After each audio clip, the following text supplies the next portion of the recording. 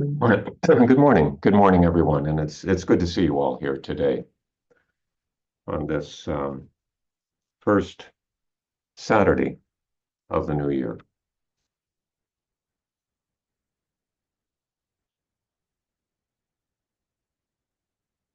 Um, Last week, we were discussing some issues related to Zen practice, the practice of Zazen, and I mentioned the 20th century teacher Uchiyama.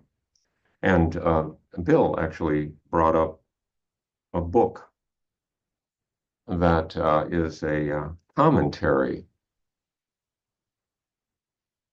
of a work by Eihei Dogen. The commentary is by Uchiyama, and it's a book we've talked about before, but it's been quite a while. And he brought it up, and I got thinking about it and thought it would be a good thing to revisit. I found that revisiting texts, a text is an experience, and revisiting experience can enrich that experience. The book we're talking about is I don't know if how that shows, probably backwards or something. Refining Your Life. It's a translation of Dogen's work Tenzo Kyokan, uh, which is instructions to the cook, along with the commentary by Uchiyama. And it's actually available. The book is available online. There is a PDF out there, and we'll send out the link. I guess one reason I thought this would be a good thing to revisit is because it talks about how to get through the day. It's one thing to practice meditation. And meditation is always a practice. It's a practice of revisiting the mind every day because it's a different mind. It's not the same mind. So that's one argument for daily practice is that you're not dealing with the same thing every day. It's entirely new. But it's one thing to talk about meditation practice. It's another to talk about how to live one's life, how to get through the day, one day after another. And the Tenzo Kyokan really addresses that. The translation, by the way, is by Tom Wright, who was a decades-long student of Kosho Uchiyama and did a number of translations of his work.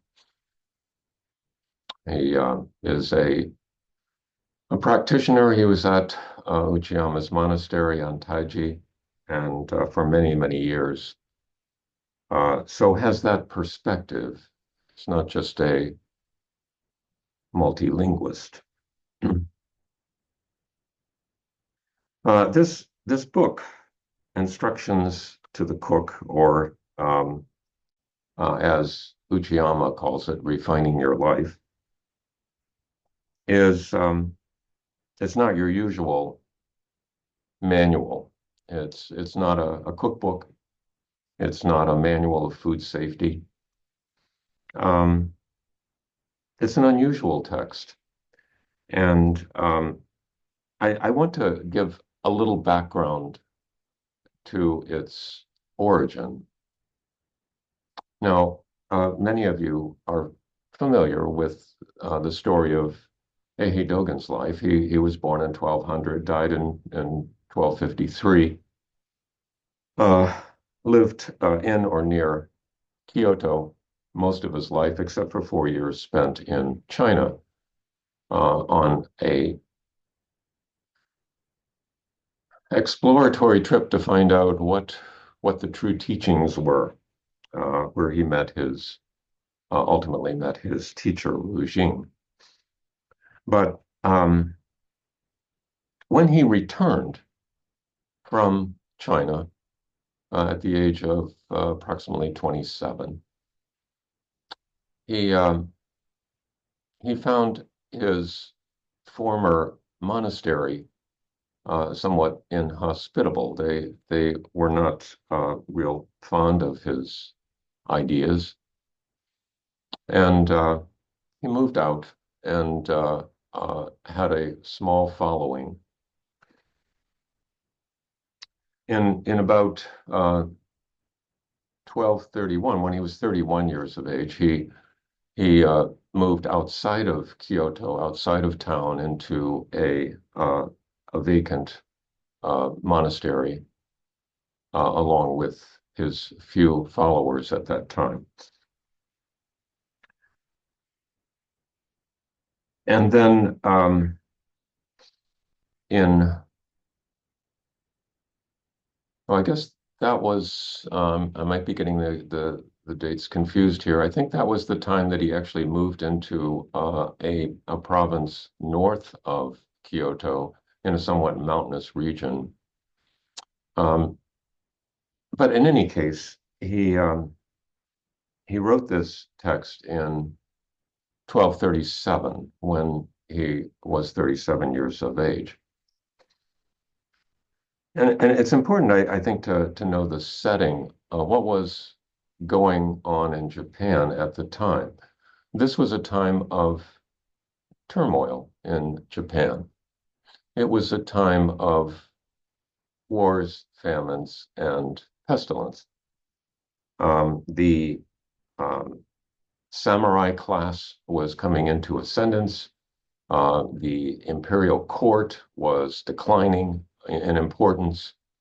And it was a time of the shogunate when essentially there were military leaders in Japan and who adopted a feudal system, a hierarchical feudal system with fiefs and peasants and princes and that sort of thing.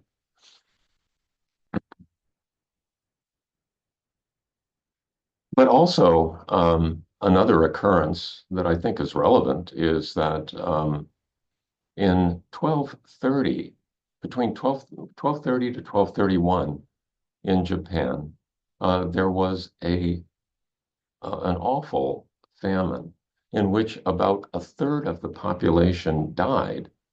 Um, and what was the cause of the famine? Well, there's pretty good evidence that it was caused by climate change, not human-caused climate change, but volcanic climate change. There were one or more volcanic eruptions at that time that filled the upper atmosphere with particulate matter and blocked the sun essentially, so that in the summer of that time there was uh, snow falling in August. And Kyoto is on the same latitude as North Carolina. So it would be as if snow were falling in North Carolina in the middle of the summer. And there was just darkness everywhere because of all this basically upper atmosphere pollution. So this was, I mean, we've never in this country experienced anything like a famine with a third of the population dying. It must have been an extremely uh, uh, uh, extremely traumatic event for the country. Um, Dogen doesn't mention this too much, but I think it probably informs some of his feelings about how a cook should behave. Anyway, another thing I think to keep in mind is that when Buddhism came from India to China, um, there it encountered a different culture. In India, a more tropical climate where begging mendicants were common, the monks could basically live off of their out of their begging bowls every day.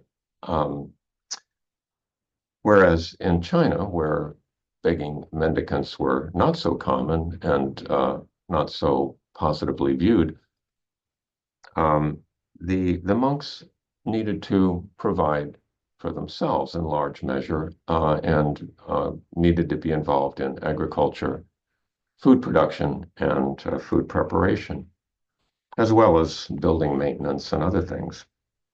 So they had to essentially work. Um, I think I'll start with just the beginning of the Tenzo Kyoken. There's an introductory section which is fairly short, but it'll give you a little bit of a flavor for this text. From ancient times, in communities practicing the Buddha way, there have been 6 offices established to oversee the affairs of the community. The monks holding each office all are disciples of the Buddha and carry out the activities of the Buddha through their respective offices. Carry out the activities of a Buddha through their respective offices. Among these offices is the Tenzo, who carries the responsibility of preparing the community meals. It is written in the Chanwen Xingui that the function of a tenzo is to manage meals for the monks. This work has always been carried out by teachers settled in the way and by others who have aroused the bodhisattva spirit within themselves. Such a practice requires exerting all one's effort. If a person entrusted with this work lacks such a spirit, then he will only endure unnecessary hardships and suffering that will have no value in his pursuit of the way.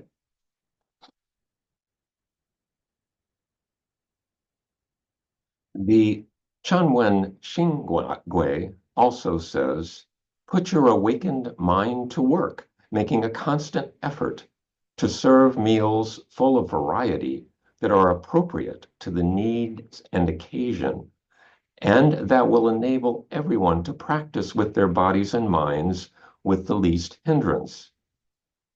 Down through the ages, many great teachers and patriarchs, such as Guishan and Dongshan, have served as tenzo.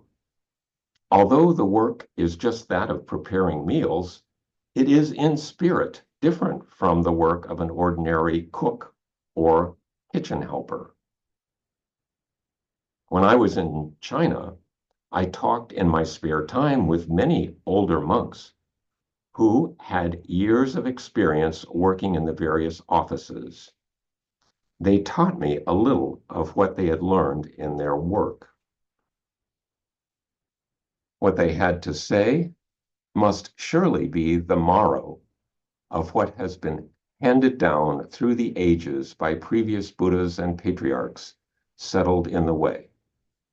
We should thoroughly study the Chanwen Xingui concerning the overall work of the Tenzo, and moreover, listen closely to what those who have done this work have to tell us regarding the details.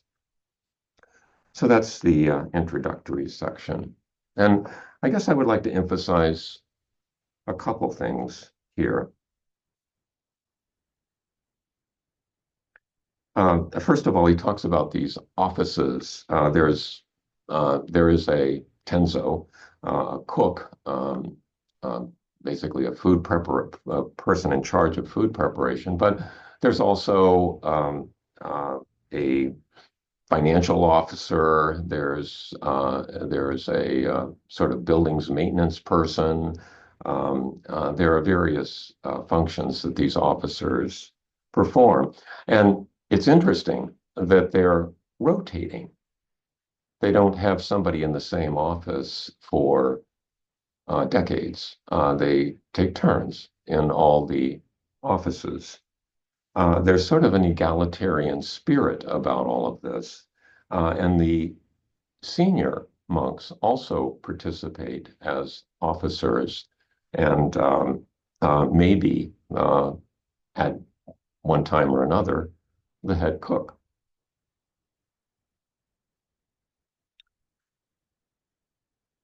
And the monks holding each office carry out the activities of a Buddha. The translation for activities of a Buddha is butsuji in Japanese, butsuji, activities of a Buddha. So in a sense, we're carrying out the work of the Buddha when we're working in the kitchen.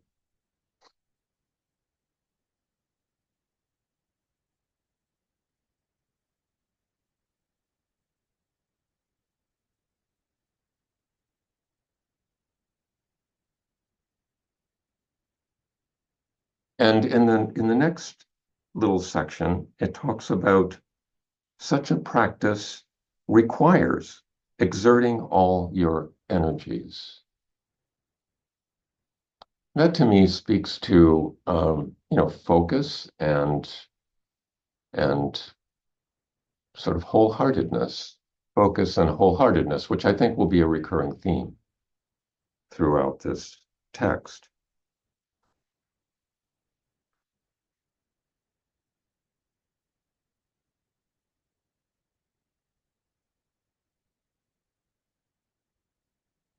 So he goes on in the next section to talk about more particularly what the activities of the cook are to be at various times of day, and we'll get into that next week. But I I would like to also mention as background this Dogen in this text refers a couple times so far to this uh, Chinese text, the Chanwen Xingwei, Chanwen Xingwei, which is a text describing regulations for a monastery, and it was composed by a monk, Zhangze, about 100 years prior to Dogen's life. But Dogen would have been familiar with this text because it was widely distributed throughout China, or through at least parts of China that Dogen visited um, when he was there, 100 years after its composition. And it served as a model for how monasteries are to be operated. And its effects are still in force today. So the Tenzo Kyokan is just one section from that large book of uh, regulations. It's kind of like a policy manual for monasteries. Um, Actually, there are a number of portions of Dogen's works that are pretty heavily lifted from these Chinese texts. But that was the usual practice at the time. There wasn't so much proprietary interest in texts. It was more a matter of sharing that which seemed to have value. So Dogen is setting us up to really explore what the attitude of the chief cook should be. I was at Schnucks the other day, and that's a grocery store here in St. Louis for those who aren't in St. Louis. Um, and was picking up a few things, and of course, you have to wait in line for the next available cashier.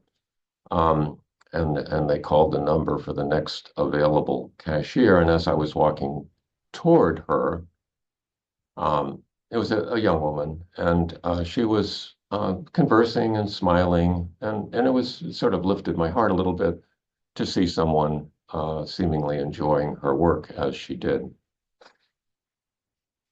The person who was before me, picked up her bags and left, and I was loading my groceries onto the conveyor belt, and I noticed she was still smiling and talking, but she wasn't talking to me. She was she was carrying on a conversation with probably a friend or a family member through her ear pod, which she continued to do throughout my stay there at the cashier. Uh, and as I was leaving, she was still carrying on her conversation. So she could check out the items automatically from the UPC codes, and then of course the transaction was by credit card, so she didn't really need to make change. And so it was admittedly potentially kind of a mindless activity, and she took advantage of that to put her mind elsewhere. But it was the whole experience was a little bit disorienting for me, and in a way saddening from a couple perspectives. One is that's a wren that's visiting us. From a couple perspectives, one that her work was of such a nature that she felt the need to provide that kind of distraction, and also that we now live in a world that makes it so easy to be distracted in that way. Of course, not too long ago, the technology for her to carry on a phone conversation while she's checking out groceries would not have been available. But now it is, and people use it.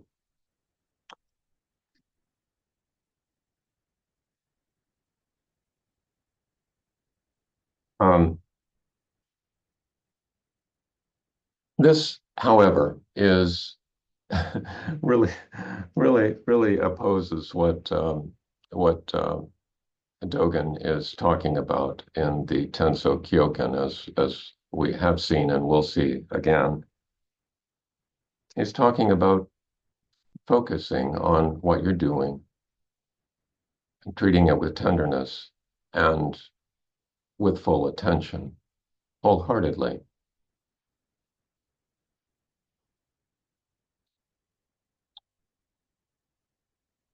Now, it granted, and I guess I'll